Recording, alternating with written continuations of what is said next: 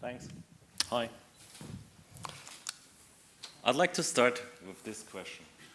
Considering that our population has, in the last 7 decades, more than tripled and is predicted to reach close to 10 billion by 2050, which clearly poses challenges on the global food production system that needs to produce more healthy food using fewer natural resources and a reduced environmental impact, and therefore requires some sustainable agricultural improvements. Like, for example, an increased efficiency and diversification that includes a wider range of locally adapted species. And all of these nowadays rely on genetics and an improved ability to accurately predict the genotype of the agricultural species using the use the genotype to accurately predict the phenotype. One global initiative for establishing a platform able to efficiently analyze genome-wide functional data on animal species is FAANG, Functional Annotation of Animal Genomes. And the European chapter of it, EuroFAANG, is focusing on farmed animals. And I'd like to share today with you how, in our experience, Nextflow and NF-Core have empowered this large community of bioinformaticians in EuroFAANG and in one of the projects under it, BOVREC. So, to start off with, BOVREC was a project that focused on the functional annotation of cattle genomes, but it didn't just aim at creating a catalog of functional features, but also to create a comprehensive knowledge base that includes laboratory protocols and a set of reference pipelines with which the data is analyzed. And that is one of the tasks CRG was tasked with, the integration and the standardization of the data analysis pipelines. And this is important because BOVREC was a collaboration of 20 independent institutions that all were generating and analyzing data independently. And in such a setup, you need to have a certain level of standardization and interoperability. You need to speak, so to say, the same language, because it's the standardization of the data and the pipelines that creates comparability and therefore then allows, for example, future meta-analysis. And the interoperability is also essential key for the independent data generation across the groups. And at the same time also playing into the long-term sustainability goal of the project by, for example, allowing the current data produced to be incorporated with future data, even beyond the lifetime of the project itself. But if you consider 20 groups coming together for a period of just 5 years, you see that you first need to learn to speak the same language, because every group has their established protocols, validated pipelines, something like what Kypra just mentioned. So you have a lot of initial heterogeneity and usually, unfortunately, also lack of dedicated resources to re-implement existing pipelines, to abruptly switch to a new standard. And therefore, what we found is that the key to a successful integration of a standard is the possibility to gradually adopt it. So in BOVREC, this meant we started off with discussions and surveys that reflected the predominance of Nextflow as the favored workflow manager. And well, with Nextflow comes NF-Core. And the guidelines of NF-Core served well as the standard for the BOVREC reference pipelines.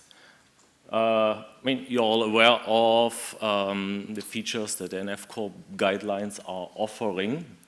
And these are quite like what we just learned from GHGA, overlapping the needs of consortia, like stable releases, helping out reproducibility, also packaged software falls into this, and of course portability, that also includes a possibility to run stuff on the cluster. So with choosing NF core as the standard, that is basically NF core as this ambivalence of two things, a set of guidelines and the repository on the other hand, allowed us now to make a gap analysis of what the repository offers with respect to pipelines and the needs, the foreseen analysis that the project wanted to undertake. And we found that a big variety of pipelines were existing and ready to be used for the project, like for example ChIP-seq. I need to say that there was some time ago, basically at the time of the switch from DSL1 to DSL2. And some pipelines were existing, but weren't fully meeting the requirements of the project, and therefore needed to be adapted. And in the end, then it was DSL2 that helped a lot in taking existing pipeline and adapting it to more specific needs. And then there's a third category of pipelines that either were not existing or were not deemed to be suitable for the needs and were then implemented new. And in this sense, in this case, also NF core is able to help via the guidelines that following them ensures best practice implementations. So in hindsight, one can say that it wasn't obvious for everyone in the beginning to use a workflow manager at all. But if we look at the sum of citations of major publications of workflow managers over the last 6 years, we see that these numbers indicate that the usage of workflow managers has more than doubled. And we can also say that our choice of relying on Nextflow was a good one, because what was back at the time predominant were graphic-based workflow managers that seem to be rather stagnating in their usage, and it is the script-based workflow managers like in yellow and green is Nextflow that are really actually gaining momentum. I mentioned before that BOFREC was one of the projects on the EuroFAANG, but it was not the only one at this time. It started off together with 2 other projects that later on in the second funding period of Horizon 2020, EuroFAANG got extended by another set. And all of these more or less had the same goal of functionally annotating the genomes, just simply of different species, like, well, cattle and, yeah, the pointer doesn't, cattle, different fish species, and pigs and chicken. And all of these consortia heavily relied on Nextflow and NF core, basically took the same decisions as we did. And you see here an overview of the so far conducted analysis of the consortia that are relying on Nextflow and on NF core. And you see there's quite a variety, but there's also a strong overlap in the used analysis pipelines.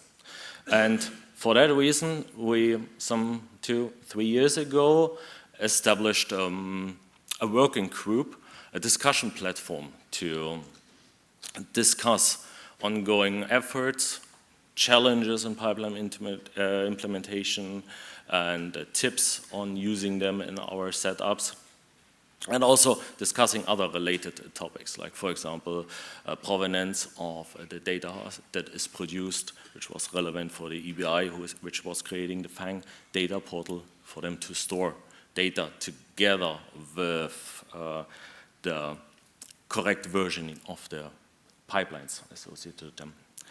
And in this working group, we on a regular basis, like monthly, met, discussed the aforementioned issues, and had also a small symposium. And at the end of the funding period of the initial 3 consortia, we decided to broaden up the view, the scope of this group to general animal genomics audience, not just restricted to EuroFAANG. And that basically was the start of this, one of the first of these new NF core initiatives, the special interest groups of animal genomics, that we had inaugurated in April this year and since then had on a regular basis a variety of very interesting talks. And so one thing that, so I want to, at this point, once again, thank all of the speakers that were participating, and also everyone who participated in the discussions. And a very nice thing that can come out of such discussions has been, for example, this paper, which so far still is just on bioRxiv, but I figure some of you have heard about this. And yeah, so in this sense, also thank you to all of the community that has been contributing. And so in summary, I would say BOVREC is an excellent example of a usage of standardized data analysis across research groups.